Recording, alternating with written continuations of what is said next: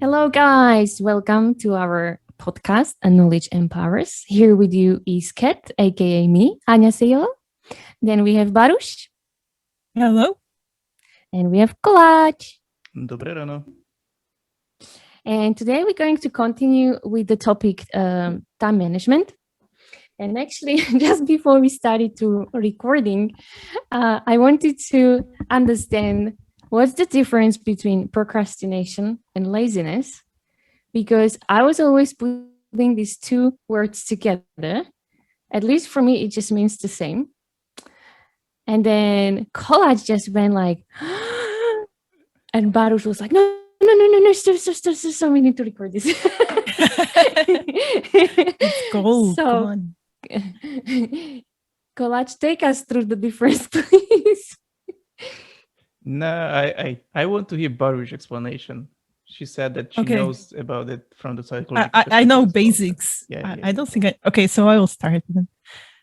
So what I've learned that procrastination is actually emotional issue. And it's not about laziness, as you mentioned, Kat. It's usually when people, like when you are lazy, yes, it looks like you're procrastinating, but it doesn't necessarily mean that you are a procrastinator, or it's the same. There is the same reason behind you not doing something than if you are procrastinating. So because it's an emotional issue, it's usually behind you procrastinating is usually some kind of emotion, usually fear.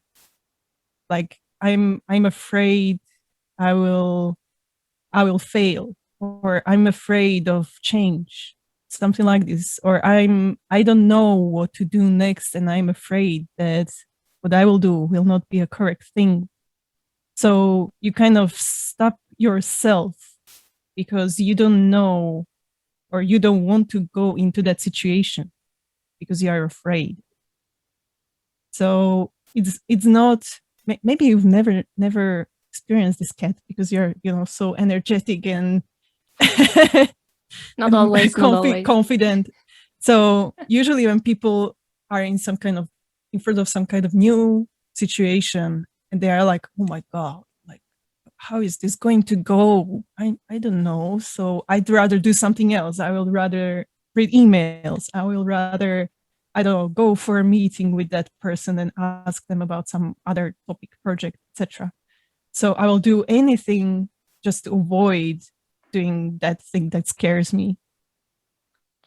So It's a low-key subconscious fear. So does it mean procrastination just means that instead of doing the activity you should, you will substitute with different activity in something you are, let's say, good at, watching TV or painting or whatever. Like when you know you're supposed to do your homework, but instead of doing the homework, you go and clean the house. So versus lazy is just you lay down on sofa not doing anything. Right. Yeah, procrastination is active process. It sounds weird, but it's active process because you choose to do something else. Laziness. I've learned something new. Laziness, on the other hand, is unwillingness to act. So it's passivity. That's the difference. How did I explain it? Good. Yeah, good. It was done well from my perspective. Like there is usually, when it comes to procrastination, and probably to laziness as well, in both cases there is some root. As some psychologists say, all behaviors have meaning. All behaviors have meaning. So even you trying to do something else instead of focusing on the work in front of you means that for some reason it's uncomfortable for you.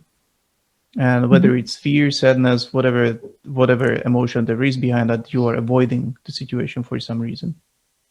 And you need to know why. And then comes the emotion. That's why the procrastination is more connected to emotional intelligence, how well you can control yourself, how well you can manage your emotions, your emotional state. And based on that, you're thinking. And it's really connected to each other. So whether it's thinking, feeling, it's really tied up. So what should we do in case we want to better ourselves in terms of time management, and we notice that we procrastinate a lot. Well, I wonder, you said that Katka is really good at doing things. So, Kat, what do you do when you have a task ahead of you which you don't really want to do? Ooh. uh, how to ask that? Okay, so actually, in the previous podcast, I was saying forget about 9 to 5, right? Like literally look at your day as a day and fill it with, I don't know, your hobby, work, this, that, etc. And actually, I do my work plan 3 weeks in advance. And literally, I look 3 weeks in advance and I check, do I need to prepare any presentation? Do I need to prepare this? Do I need to prepare that, etc.? And then what I do when I see, yes, in 3 weeks time, you're going to deliver this and that education, I literally block my calendar now, 2 hours or whatever it will take me to prepare the content. That actually ease up my mind, that I know I won't be in stress because I'm planning. And in case something would pop up as like ad hoc, then I'm able to deal with it because I have nothing or not too much work in front of me that I'm pushing, let's say. But imagine the situation that you have this okay, so let's go in detail. So you have this block when you need to prepare the presentation, but you wake up in the morning and you don't want to do a shit about it. And I just don't do it. I just don't do it. I just don't do it. Okay. Well, Do you move it to? Yeah. Do you do it in different time, or do you? Yeah. Okay. Maybe it comes with maturity. Maybe it comes with age. What do you mean? Like, you're a responsible person, and you get paid for the work you do. And if you want to be good at it, you simply have to do it. That there is no other option, not do it or do it. The only option you have is how much closer you start working on that towards the deadline. And then you're literally putting yourself in the stress. Like maybe, no, not even maybe, because that was the way my mom was like, what's the word I'm looking for? The way I was growing up and the way she was leading me was you cannot fail others. It's like, that's forbidden thing. If you're supposed to do this, you do it. And so it's not even in my nature that if I promise you something that I wouldn't do it. I will do it eventually, but much, much closer to deadline, or maybe one day after deadline, but I'll do it. Because it just would put me too much into stress if I would not deliver it. Mm-hmm. And so, and after now, what is it? I worked since I was 17, so it's too many years. So it's a habit that I do it. But if I simply today don't feel like it because I just feel too tired, or I don't know, I just don't do it. And I'll just push it for the next day. What I've said that these 3 weeks in advance, the planning, that actually allows me that in case I don't feel okay or I feel tired, I still have enough time to push it. Like when I can do it. Another thing, what helps me a lot when I know I need to work on content, I put my headset on, I put a very good music in my ears, which locks me in my sort of a very special space. And then I just work, and the creativity of the words and everything just goes like there. And I know English is not my first language, so I also have like native speakers around me that I can go and I just ask them, can you just double check the grammar, the English, so it makes sense, etc. And that's another thing that actually helps me out as well. Okay. So I'm gonna touch on what you mentioned. So what I heard, there are several tips and tricks for that. Mm-hmm. So first of all, know thyself. First commandment. Know thyself. So know yourself. So, yeah. So I use the old English. So know yourself, mm-hmm. Knowing your work habits, as you mentioned, how you behave under stress, the time schedules, whatever. So knowing about yourself, your work preferences, helps you to prepare. The other thing is that, yeah, when you don't feel like it can take much more time. So you're pushing it. That makes sense. That's reasonable when you have time for that. Hopefully, that's the thing. And another thing which you mentioned is that you prepare it 3 weeks ahead and you time block it. So there are actually two things there. You first of all break it down into smaller pieces because you said that you need to also have some validation later on, confirmation, approvals, whatever. So you break the whole chain, which could be done in one day. You actually break it down into several days. That's nice. And the last one, which I wanted to mention, and I now you created a time block. So you created the space where you are gonna fully focused on that one thing and nothing else. So those are nice ways how to deal with procrastination. That you create this time, like, okay, so I'm gonna do it and I'm gonna do it. And there are two things which can help you starting that. One of those is like having even smaller bites towards that goal. So for example, when you're into sport and you want to go running, what you can do is, first of all, just don't go just waking up and going running, but you first put yourself in the shoes, then you put the dress, and then when you are dressed and you are in the shoes and you have your whatever keys in the hand, there is much less excuse for you to not go running, because the difference between me running and me being now is much more smaller than before. Much more smaller. Yeah. The other thing is, what I've heard is that don't let your brain think sometimes, like don't let your brain think when you are going to do the activity. You just start doing it. Don't focus on any thoughts, on any emotion, what it is, just do it. Yeah, I've heard like one strategy for this particular issue. Like you should count from 5 to 0, and before 0 counts, you should just start doing the thing, so you don't have time to think about it. So I should go running, but I don't want to. You should start counting like 5, 4, and like wait, get up and go. Like so, that's I think that's a good one. And I'll need to say one more thing to that. Like, even if you block yourself that that's now when I'm going to focus on that little piece of work. One more tip: switch off all notifications wherever people could disturb you, whether it's some sort of a chat, whether it's an application, your phone. Literally switch off everything. Have for me, the good music in my ears, and then I'm able like to do. And I even like these days, like I work like till 8 p.m. because the evenings works for me when I know no one can disturb me. And I even tell my husband, now I'm going to work on emails, so he knows that I need to focus, and so he wouldn't jump like here in the office like doing these, etc. And it helps as well, because then I'm really focusing, and I know I'm putting the quality there as well. I won't make mistakes, etc. So that helps as well. Yeah, one thing which can help, what you said, is that you are planning your time schedule. But what people also forget is that when you work too much and you don't have those breaks, you can't actually do the next task because your brain gets tired, of course. So important part for procrastination is also to allow yourself to defocus, so to not concentrate on anything. Just play the music, dance crazy, whatever, to do the shalala, just for those who are listening to us, I was just dancing.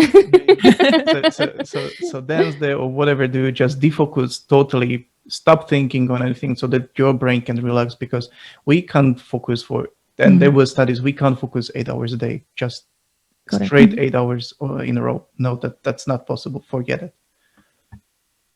Yeah, go for a walk, go outside, go get the fresh air. Even if you just go for like only on the balcony or just open the window, but literally get some fresh air. It helps. Do some exercise, maybe dance. Or even when you've said to go running, and if you are not a runner, then have that first circle as a walk, just so you know how the road looks like, what would be ahead of you. And then next time, have the walk faster. So don't go in a small pace, but just go faster, and then start running it. Just like literally step by step. Get yourself a trainer. Like, I know I will never run. That's not my thing. Can't breathe and run, and it's too much things to think of at the same time. I still prefer my weights. But whatever helps you, just do. You are the endurance type. Exactly. So that's the difference between the procrastination and laziness, you know. And so laziness is the other thing, like, you know, you don't want to do anything and just lying like a vegetable on the sofa. And why is focus important in the matter of time management? Well, I think we touched that a bit with the procrastination, you know, like that's one thing that you focus on it, but you know how to defocus at the same time. Mm-hmm. For me, a huge big call, especially when we talk about time management, is like I've said, I do plans 3 weeks ahead, right? But the worst part is when 1 year pass by, and then you look back. And that's when you realize how much you've missed, or I'll give you a real example. So 2019, the 1 year has passed. In that year, it was a year of lots of changes for me. I changed the job and blah, blah. And I looked at my drawings. So I do draw, and I realized I only did 2 drawings. The whole year has passed, and I just did 2 drawings. What on earth have I been doing? And yes, I could give you all the excuses, new job, I had to learn, I had to do this, But then when you really look at it, 1 year, that's a long time, huge time. 1 year, it's huge. And that's why I've said, like, in 2020 that, not knowing COVID will come, but in 2020, I love my hobby. Art is something where I, train my patience, my refocusing. It just helps me to breathe, blah, blah. And I just gave myself a promise. I'll do minimum of 1 drawing a month. And ever since, I keep doing it till now. We have 2021, and I keep going, 1 drawing a month. Because really the worst part is, like, when you look at back 1 year and you do like a evaluation of your year, but not only work evaluation, everything. And then you realize, oh my God, I didn't spend enough time with my kids, or I didn't spend enough time with my husband, or I didn't do this. Oh my God, I didn't even go on vacation. What happened? Right? That's the worst part. Like, do evaluation and then reset up your upcoming year. Yeah, I will be the other perspective. You can do it, but don't push too much on yourself. Like, that's the thing. Like, don't punish yourself for it, just having 2 paintings or whatsoever. Because that's where I feel like I'm always looking on myself that I've done the best decision I could at a certain time, at that given time. That was my nature, and I believe that everybody is deciding the best they could with the information they have at a specific time. And that's why I mean, like, okay, so I've done 2 paintings. I want to change that, but I'm not going to punish myself like, oh, you're a bad girl because you've done it. Okay, so I want to change it. Okay, let's make a plan so that I can change it. I like you decided that you will do 1 painting per month, I think. That's a nice, beautiful decision. And it's established on previous year, on your results, whatever you reviewed them. And then you decide it, but it's not like, oh, I was such a bad girl. Because that goes into your ego, your self-esteem, and that's not really that much healthy. But yes, you're right. But actually, I found out that in 2019, because of change of jobs and stuff like that, I actually made excuses why I didn't draw. I was tired, like literally came home. I was just laying on sofa. I couldn't even call it procrastination because I was really, really just laying on sofa and watching some silly YouTube videos and stuff like that, just to sort of clear my brain. Versus when I knew that when I draw, first of all, you get the result after you finish the drawing, but my brain relaxes in a way better way than just watching some silly YouTube videos. And that's what I just meant. That really, when I did evaluation of that year, I just said, no, it cannot be like this, because I wasn't doing many things making me happy, but more of really laziness. And I needed to stop that laziness, because that's not healthy for me. It For may me. not- Yeah, for- you for need to know yourself. Yeah. You need to know yourself, because laziness, as you mentioned, laziness, and that's one thing probably which we haven't touched. The laziness and the procrastination. I'm not sure if it's also for the procrastination, but laziness can come also from overstimulation or excessive impulses. So you, like you said, you've changed your job. You had too much on your shoulders because you had new environment, new people, new stuff which you need to learn. So you're overstimulated, and that led to like, okay, I need to switch off. I need to stop doing anything. And that goes also hand in hand with what we mentioned with the either with your whole life grid or with the exercise of the candle. You could have let one wall down or one pillar down because you were fulfilling the other one, or that one was requiring more attention. So it's, again, good to wind down on certain aspects because you're pushing somewhere else too much or more necessary for that moment. So on a short-term basis, like within, let's say, a day, how would you know that it's time to defocus? Like, what should be like the warning sign? Like, hey, stop that. You may be productive, but you are killing yourself slowly. How would you know? I'd say there are many. Well, I don't even know the word in Slovak, but let me try to explain it. Like, there are certain aspects that you might not see them yourself, but people who either work with you or your family who's with you, they might see those changes. So suddenly it can be, they see you are tired, or they see you are angrier, they see you're frustrated, they see you start complaining too much, they see that you are not doing anything, watching YouTube videos. There is a really change that someone is seeing that change. You might not see it yourself. And if that person tells you that, that's your like wake up call. Oh, okay. If you have a good self observation and you see that, and you suddenly are not able to even explain it to yourself, like, why am I watching these YouTube videos?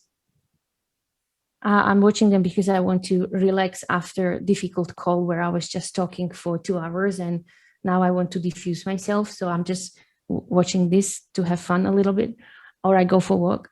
If you're suddenly not able to explain it to yourself, that's the time. And it's time to take vacation. And take the vacation, take the day off. Go to nature, go wherever, something you like to do. Or just have a bath. Have a good book in your hand. From my perspective, how to know when it's time to defocus or to turn off for a moment, have them planned. I think after each 45 minutes would be nice to have at least 5 minutes break. And when you catch yourself that you are browsing on YouTube suddenly, when you were supposed to create the content for a presentation or do something else, don't punish yourself. Okay, so probably I need to defocus. Allow yourself 2 minutes or 3 minutes. Okay, so now I'm gonna browse the YouTube. I'm gonna go stand up and look outside the window to see what's the light around, to switch the environment a bit, and give yourself like specifically 2 minutes. Okay, so 2 minutes, and I'm gonna return to work. So that's a possibility for short-term defocus, I would say. What else? Or stand up, do jumping jacks. Yeah, something like that. Get your blood. Yeah, blood. Get your in blood. my high heels in office. Jumping jacks in high heels. Okay, guys, those who are listening, let us know whether it's possible. I think I would be capable of doing it. I can run in high heels. Jumping jacks, it's just like. Well, jumping jacks you do mostly on your tiptoes, but still. Okay, so I hope we shared a lot with you guys today. If you like the session, leave us a comment. Let us know. Otherwise, from me, it's annyeong. Bye-bye. Bye. Have a nice day. Bye. Just so you know, this podcast represents our own opinions, experience, and our own ideas. We do not represent any official statement from our employers, and this is not their official channel representing the company.